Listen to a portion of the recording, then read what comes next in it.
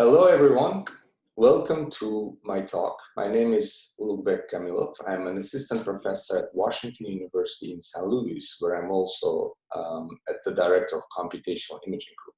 Today, I want to talk to you about the techniques that we have recently developed, and that technique is called regularization by artifact removal. And as you're going to see, it's going to be very much related to a recently developed technique called regularization by denoising. And I'm going to explain you a little bit what does this new perspective of regularization by artifact removal bring us and its benefits. What we're going to talk today about are imaging inverse problems. So I assume many people watching this presentation are at least vaguely familiar with imaging inverse problems, but let me go over what the specific formulation we're going to consider. So in the formulation we're going to look at, we're interested in unknown image X. So this is what you see here, which is acquired through an instrument that's represented through this operator H, which can be linear, which is very common, and in application we're going to consider it will be linear, but it could also be nonlinear. But beyond the instrument, there's also some noise that comes in through sensing or through some other mechanisms, and we're going to end up observing Y. So this mapping from unknown X to Y is what we call the forward problem. And forward problem is pretty straightforward to solve, so long you know the physics of the instrument and you know your statistics of the noise. Now, what we're really interested in are the inverse problems, and this is a practical problem of trying to recover the unknown X, the true object, given the measurements Y. And the reason I'm very interested in this formalism of linear inverse problems is because many problems in biomedical imaging and beyond can be formulated as inverse problems. And here's a little table with several applications, and for each application you can see the forward model, where you can see the same language being represented over and over, where what we care about is recovering X given Y. So if we develop a nice set of algorithms for inverse problems, then we can address all these problems in a pretty unified way. Now, in today's talk, I'm going to focus on one application, which is going to be magnetic resonance imaging. Now, MRI is very broadly used in medical imaging, and the way that modality, so imaging modality of MRI works, is by collecting information in the spatial frequency space. What does this mean? This means that unlike traditional photography, you don't collect your images directly in the spatial domain, which you see on the right-hand side here, YX, but we collect the information in the spatial frequency space, which is this K space here. Now, as you see, by collecting more and more information in the frequency space, we end up with better and better quality image or higher and higher resolution image in the spatial space. Now, notice another thing is that data collection is sequential. You don't end up with the image right away. You need to collect the data, which basically means that the speed of collection is proportional to the duration of MRI scan. And this is something we're going to talk to more about. So what are the typical challenges when considering imaging inverse problems? So let me highlight you three challenges. There are many other challenges in inverse problems. It's a pretty large area and many people work there. So three challenges I really want to highlight today is the first one is slow acquisition. Now, by slow acquisition, I mean in particular for modalities where information is collected sequentially and indirectly. Okay, and this is becoming pretty common even in photography. Nowadays, photography has shifted to computational photography, where images are collected in bursts, what I also collect in some sense sequential and in some sense indirect, meaning you don't do a full exposure and get one high quality image, but rather you get a lot of low exposure images and you try to fuse them with algorithms. And this is some issues that has to be addressed, and in particular, slow acquisition might be inherent to specific modalities. For example, MRI is one of those modalities. So here's an example of MRI. So we need to collect a sufficient amount of K-space information in order to obtain high-quality image. So a second challenge that is very common is imaging artifacts, and there's several reasons for having artifacts. The first reason could be subsampling, and if you don't collect enough frequency information or enough burst photographs or anything of enough. The second could be model mismatch, where you think your model of the instrument is something, but in reality it's something else. And finally, noise, which could be measurement noise or anything else. So these are three common sources of artifacts. And here's an example of artifacts that you can observe if you try to accelerate MRI image. So what you see here is a running application that we're going to see, where we collect a free breathing MRI scan, which is a three-dimensional MRI scan, and we try to separate it into 10 motion states. Okay, so 10 breathing states. And what you see here is a single slice of the image. And then that slice, you can see, I show it across 10 phases. So it's a 1 minute scan. Now, those lines you see here are called striking artifacts. And the reason they exist is because we're collecting radial lines and we're not collecting enough of them. So by doing 1 minute scan, we're heavily subsampling the data. And this is something that we're interested to address. And finally, there is a high computational and memory requirements. As I said in the previous MRI application, what we're dealing with are in fact 4D imaging problems where we have 3D plus time. And for example, to give you some examples, this data set that we work for MRI are typically hundreds of gigabytes in size, but they could be even larger. And the reason the current sizes are limited to that is because that's a practical amount of processing that we do, and we're always looking for ways to process higher scale or larger scale data sets. Okay, so basically, it's also the three things we would like to address. So how do we want to address them? Now, the philosophy we're going to adopt is a philosophy that has getting a lot of exposure nowadays in the area of computational imaging, and the idea is try to fuse physical information coming from modeling the instruments with learned information, typically through deep learning. Okay. Now there are different ways to approach this problem. Let me give you broadly two classes of algorithms, that methodologies that do this, and I won't have time to cover everything. So the first approach tries to bring learning to models, and what I mean by this is where we try to have learned units embedded in the model-based image reconstruction. Okay, so there are many examples for this one. Very famous one right now is plug-and-play priors. Then there's regularization by denoising, which we're going to talk about, and finally the algorithms that we're going to talk about, which introduced by my group called regularization by artifact removal. But there are many others, and you can go to the literature and see many different ideas around bringing learning into model-based image reconstruction. Now, there is also a reverse side of this, where we try to bring models into learning, and this is kind of built around the concept of unrolling or algorithm unrolling, and it really was spun off by the algorithm called Lista, where you take an iterative algorithm, you unfold it, where each iteration is a layer of a neural net, and finally you end up training it with some data. And there have been a lot of developments in the area of unfolded algorithms, and I will not at all review this thing, but if you're interested, feel free to take a look at any of those papers. So there are many more papers that have come out meanwhile. Okay, so what I'm going to focus on next is regularization by denoising, because I find that a very particular elegant approach to do model-based and learning-based image reconstruction. Okay, let's go over this idea of regularization by denoising. So it was actually introduced by Romana Elat and Milan Far, and in particular, RED, that's how we're going to call regularization by denoising, was developed at Google Research when Miki Elat was spending time there and working with Pema. So the original reference came out in 2017 in Science Journal of Imaging. Now, the philosophy of RED can be divided into three important steps. So the first step in RED is to get the denoiser. So we're going to today focus on deep learning-based denoisers, but RED is compatible with other types of denoisers also.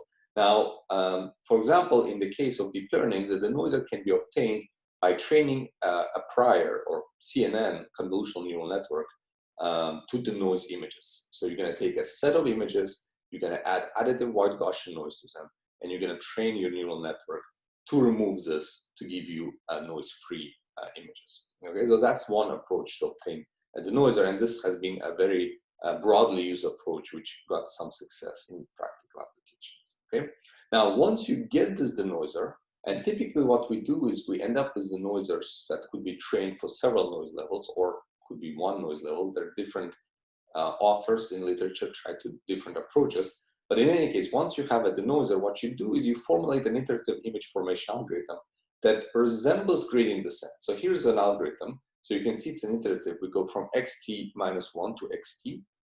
And then you can see instead of the gradient here, I put quotes here, we use something else. And this operator G, in fact, is a combination of the gradient of the data fidelity term, which models the physics of the instrument, and this kind of residual mapping of the denoising neural net.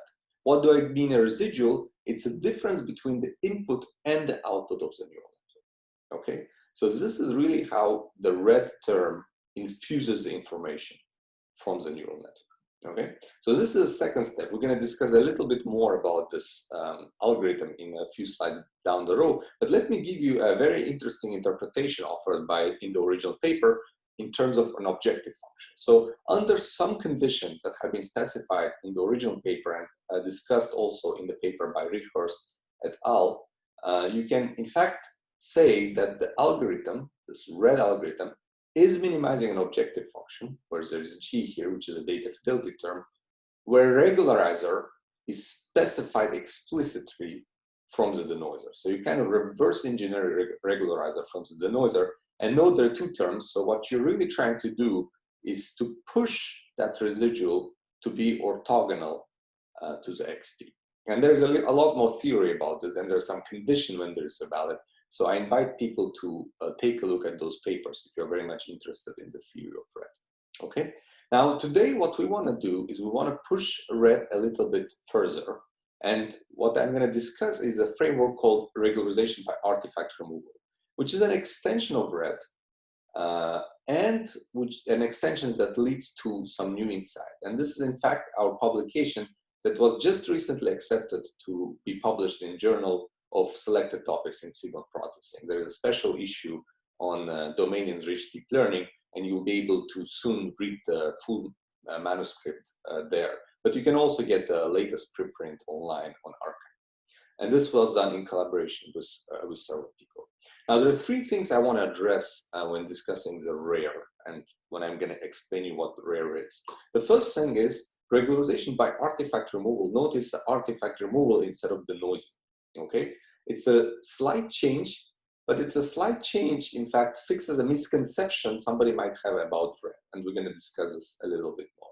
And that misconception, once fixed, makes red and rare applicable to a broader class of problems. The second thing I want to discuss is once you accept this paradigm of rare, now you can, in fact, start learning priors directly on undersampled data without any ground truth. And there we're going to discuss the scheme called artifact to artifact, which is essentially a noise-to-noise concept pushed again beyond the noisy. Okay, and finally, I want to discuss some new theoretical results and new interpretation provided by this rare perspective. Okay, so let's get started with the first out of those three bullet points. So first of all, red is artificially restricted to denoising in the name. So it's called regularization by denoising, but in fact, nothing in fact restricts it to be a denoising based prior. Okay, so here's a conventional view of red where you try to get lots of noisy images and train a neural net to remove the noise. Now, there is one problem in this whole perspective based on denoising, so the denoiser-centric perspective, is the fact for many, many applications, it is really impossible to have data to be so clean that the only thing you're doing is adding white Gaussian noise. In fact, in many applications, the images, unfortunately, are already artifact corrupted. And what you end up training is not the denoiser. And this is a reason I invite people to take this broader perspective by considering artifact removing CNNs, which are the CNNs going beyond additive white Gaussian noise. So how is it more practical? In fact, if you take this perspective, you can realize that very often, instead of having a pure denoiser, what you can end up doing is given an instrument, and you can do two types of acquisitions. So with more subsampling and less subsampling, you can try to train your neural network to remove imaging artifacts rather than noise. Okay, so it's a minor shift, but this shift of perspective now makes it possible to start thinking about training things in a practical settings. And we're going to talk about this a little bit more. So all we're really doing here is still staying within red framework, but replacing the denoiser by the artifact removing neural network. Okay, and the really motivation is the fact that for many applications it is impossible to have fully sampled data, and specifically in free breathing MRI, there is unfortunately no ground truth ever. So it's impossible to get very clean data because whenever people breathe, there's always heavy subsampling because of motion, because of the fast collection. So we always have to deal with the fact that we're removing artifacts instead of the noise. Okay, but once you accept this artifact removing neural network, the next step is you can simply integrate it into the same RED algorithm. So I'm just calling it RARE algorithm, but in fact it's exactly the same algorithm where we replace the denoiser by this artifact removal. So now instead of looking at the residual of the denoiser, we're looking at the residual of the prior. Now, by taking this perspective, now we can try to see, okay, what does this really mean? So if I look at these two terms, what are we trying to solve here, right? So if you simply look at this algorithm, what are the fixed points of the algorithm? Okay, the fixed points of these algorithms are all the vectors x for which g becomes 0, because as soon as g is 0, your algorithm converges, it obtains a fixed point, right? So I'm going to call the set of all zeros of the operator g to be 0g. Okay, so that's a set that contains all x's for which this is 0. Now, if we take this, we can give a very interesting fixed point interpretation of RARE, which has been discussed in our full paper.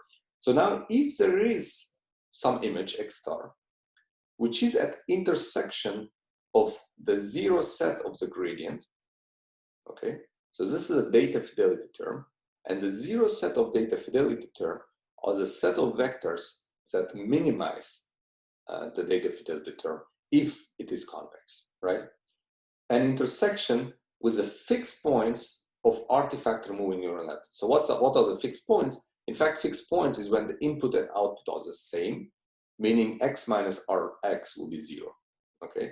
So if there is something at the intersection, it is obvious that gx will be 0 for any value inside the intersection, okay? Then that x star will definitely be inside the 0 set of g, okay? So this gives an interesting interpretation. So in some sense, when there is an intersection, what you're really looking for are vectors that both satisfy the physical constraints coming from the model of the instrument and the learned prior, in the sense that they're artifact-free according to the neural network. When its input is the same to output, it is when, according to that neural network, that X doesn't need to be modified.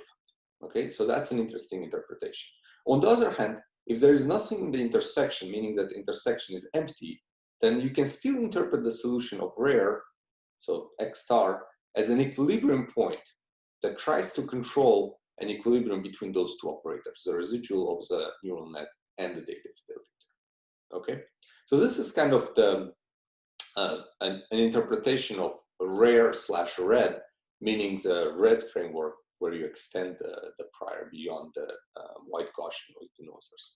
So now let's talk about this artifact-to-artifact scheme, which now beautifully combines with the RARE to enable a new approach to train the priors for the RARE algorithm.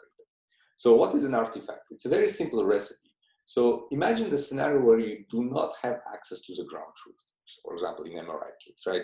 You do not have access to the ground truth image, but what you can easily do is to collect two independent views of the object. What does independent mean? It simply means two sampled objects, two versions of measurements sampled in a different way.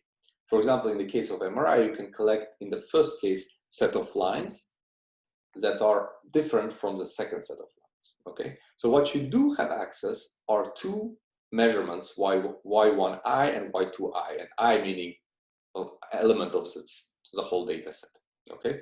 So now once you have those two measurements, it's very straightforward to take the pseudo-inverse. So if you take the pseudo-inverse of each of the measurements, what you're gonna end up here are the images which are corrupted by artifacts, okay? When we saw the example of it in an earlier slide for a 1 minute scan, you're gonna end up with two images with artifacts, but if the data collection was different for each one of them, artifacts will not be the same, meaning the artifact patterns will change across the whole data set.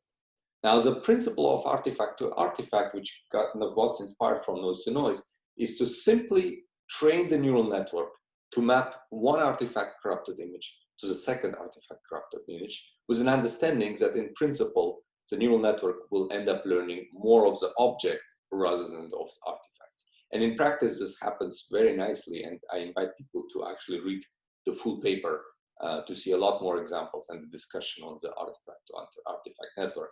In fact, the underlying assumption here is that the expectation of artifact corrupted images has to be the same as a true ground truth image. So if this is roughly the case, which is the case in our MRI example, then this neural network will be able to remove or reduce amount of artifacts. But on its own, typically, it will not be enough, and we're going to see this in a second. It will be a very nice prior to be integrated within the RARE algorithm. Now, finally, let's discuss some theoretical perspectives of RARE, and in fact, it is completely backward compatible with RED once you restrict artifact removal to wide Gaussian noise removal. So it might look heuristic, but you can really build theoretical framework around the algorithm. So the first theorem I want to mention is the fact that under simple assumptions like the existence of a fixed point, second, the convexity of data fidelity term, and non-expansiveness of the denoiser, you can really prove the convergence to the fixed point as a 1 over t. So you can see this is a constant divided by t, meaning you get O1 over t convergence, which is the same type of convergence as a traditional gradient descent algorithm, which is quite interesting. Now, the second theoretical perspective is quite intriguing. It says that if I replace my artifact removal network by any proximal operator, or meaning that network is an implicit proximal or maybe even explicit proximal operator, then what's going to happen is the algorithm ends up minimizing approximately an objective function f, where g is a data fidelity term, h is a regularizer, and you can minimize this with accuracy, any desired accuracy, because you can see there is a tau here, and that tau is a parameter within the proximal operator. So by controlling that thing, you can get arbitrarily close to the minimizer of a function f plus h. Now, the reason this is quite interesting is that it raises a subtle point. So in the original RED paper, there is an interpretation of RED with a specific regularizer. But in fact, it's one interpretation of the algorithm. You can run exactly the same algorithm, and if your denoiser corresponds to something else, you might end up minimizing a completely different objective function. In fact, that objective function can have an arbitrary convex regularizer h, which is quite intriguing. And if you're interested in this, I'm very happy to discuss this in the future. Okay, so there are a lot of examples to cover, and I have very few minutes left. But let me just give you a very rough idea. So overall, when we validated RARE both on experimental data, where we collected real MRI data, and on simulations. So what you see here are some experimental results, where the numbers you see here are relative PSNR, where relative means with respect to reference that was collected over 5 minutes. Okay, we never have ground truth. The best that we have is a reference image, and it was collected over 5 minutes and reconstructed using sparsity promoting regularizer. So if you train a UNet with this, you would get something like this. If you train just artifact to artifact network without any reference images by mapping simply artifact corrupted images to each other, you get something like that. Now, if you plug this into a RARE algorithm, you're going to see it cleans up and reduces the amount of artifacts within the images. And there are many more examples in the papers that you can see. And here's a little illustration that algorithm is in fact quite fast. The reason it's quite fast is that we initialize it with the output of the neural network, which gives us pretty good solution, and we just simply run it across iterations. We also validate it for simulations, and here's an interesting one where you have, in the simulations, you actually have a ground truth. If you use RED with DNCNN trained on ground truth, you get a set of results. RARE pretty much matches those results, although it never sees the ground truth, which is quite an interesting practical implications. So to kind of wrap up my presentation today, we increasingly rely on implicit regularizers based on learned operators like deep neural nets. RARE is an algorithm which has a very elegant principles based on regularization by denoising, but also some new theoretical principles that we have been discovering over the past years. And it can be really combined with a scheme like artifact to artifact to enable image reconstruction with priors that have been learned without ground truth. And this is a moment to thank everybody for watching this video. And if you're interested, please reach out to me either on Twitter, through email, or come visit the website of my lab. Thank you very much.